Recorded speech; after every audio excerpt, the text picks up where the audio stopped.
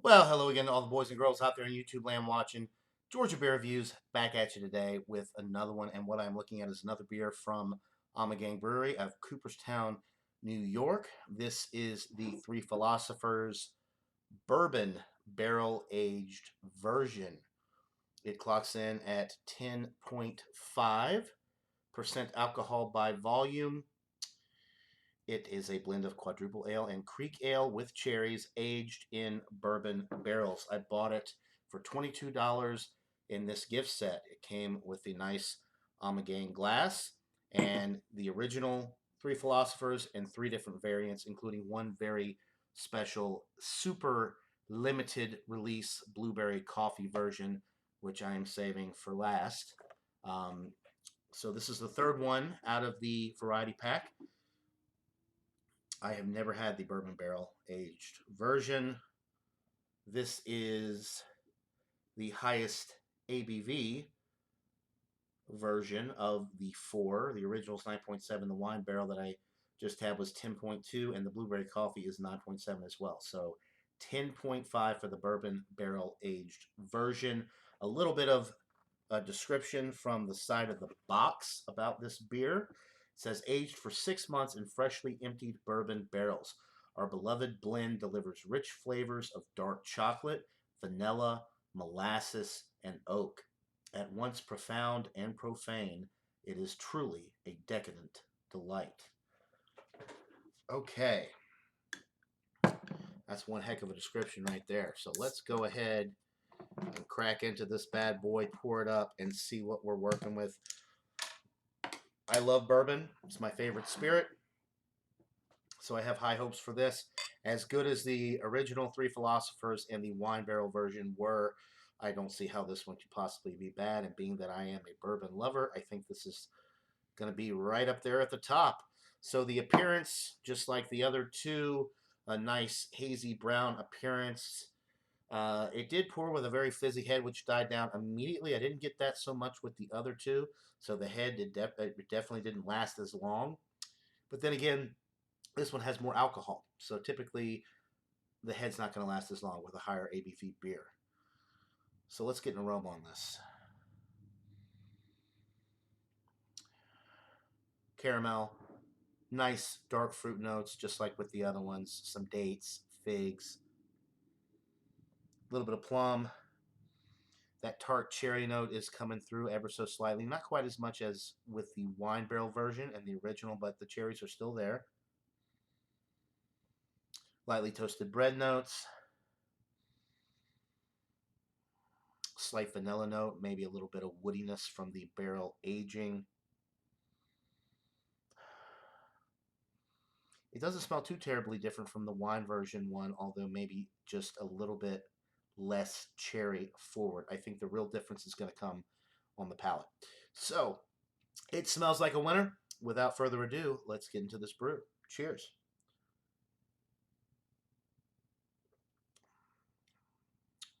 Ooh, that is decadent indeed.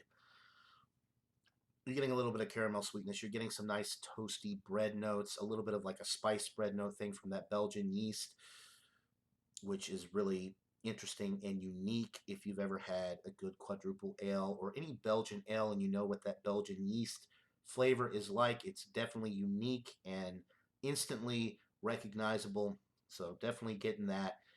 Some nice oak notes in the middle of the sip, a good woodiness with that nice bourbon barrel presence. You can definitely tell that this one is barrel aged more so than the other ones. It's a little bit more in your face. Of course, it is higher ABV as well, so you're going to get a little bit more of that just from the alcohol presence. A little bit of dark chocolate. I honestly, when I read that on the side of the box, I was like, dark chocolate and a quadruple, maybe not so much, but I am getting a little bit of dark chocolate. Not sweet at all. Very, very dark chocolate, like a bittersweet type chocolate. Mm. Yeah, that barrel presence is really, really coming through with this one in the best possible way. It is slightly boozy in a sense as well. The other one's not so much. This one has a little booziness to it, but it's the best possible, the best kind of booziness. Um, that you could ask for. It's not an unpleasant, boozy quality. If you're a craft beer lover and you love these types of products, you're going to be very pleased with the added boozy qualities that you're getting from the bourbon barrel aging. It doesn't necessarily taste like a 10.5%, but you can tell that you're drinking a higher alcohol beer. It is warming going down. The body is medium. The carbonation is on the medium side, but on the lighter side of medium. With the other ones that I've had so far, they've been on the high medium side. So a little bit less carbonation in this one than with the other three Philosophers beers that I've tried so far.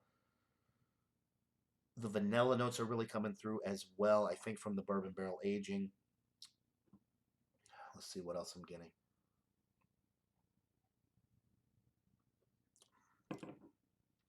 Of course, the dark fruit notes are really coming through. The fig, the dates, maybe a touch of plum, but no pear with this one. And the dark fruit notes are not coming through as, they're not as pronounced as they were in the wine barrel and the original, because the bourbon barrel presence with this is so in your face that a little bit of that dark fruit gets lost. But that's not necessarily a bad thing. It's still there, but it takes a back seat to the bourbon barrel aging process and the notes that you're getting from that process.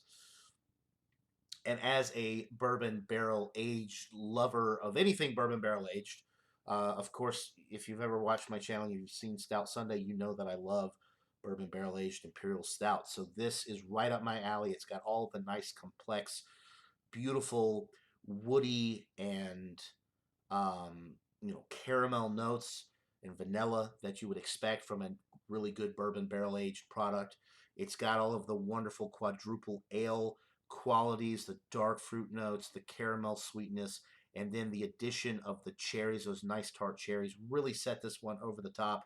I know I'm being a little bit long-winded with this, but I want to make sure that I cover everything because this is an absolutely outstanding beer. There's a little bit of that carbonation coming back up, but it's still lighter, more lightly carbonated than the other two. The finish is warming, very smooth beer. It's not a heavy mouthfeel either for a 10.5%. It's pretty dang easy drinking. You could get into a lot of trouble with this, especially somebody like me who loves higher alcohol bourbon barrel anything. As smooth and delightful as this is, I could sip on a couple of these throughout the course of the night, and because it's 10.5%, you'd definitely be feeling it after one, definitely after two. Just an absolutely delightful product. I'm going to give it a 99 out of 100. I think it's damn near perfect. I have absolutely no complaints with this one. Um, is it the best quadruple style ale I've ever had? Possibly. It's not a true quadruple, though, because it is blended with a creek, and you do have the cherries in there. And then the fact that it's bourbon barrel aged, that's not traditional of a quadruple ale, but it is absolutely a world-class product. And 99 out of 100 falls into that world-class range for me. It's damn near perfect. Like I said, absolutely no flaws that I can detect with this one.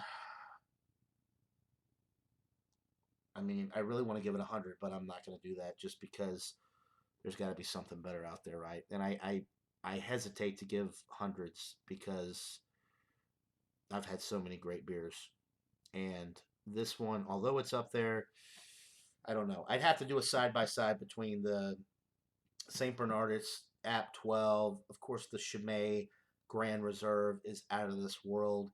This one is just so unique, though, because of the bourbon barrel aging.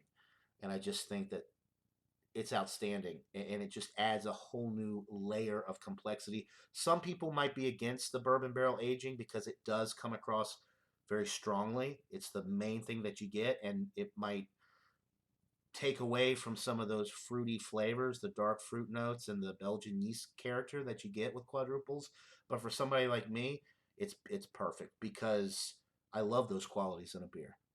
So I have blabbed on long enough. I'm really sorry that this is a long-winded review, but I really wanted to make sure I covered everything. This is an outstanding product. 99 out of 100 for the Ommegang Bourbon Barrel Aged 3 Philosophers. Definitely worth buying, trying. Let me know what you guys think if you can find this product in your area. I could not recommend it more. 2 big thumbs up. So that'll do it for this beer review, guys. I hope you're all having a wonderful day. And until next time, everybody, cheers.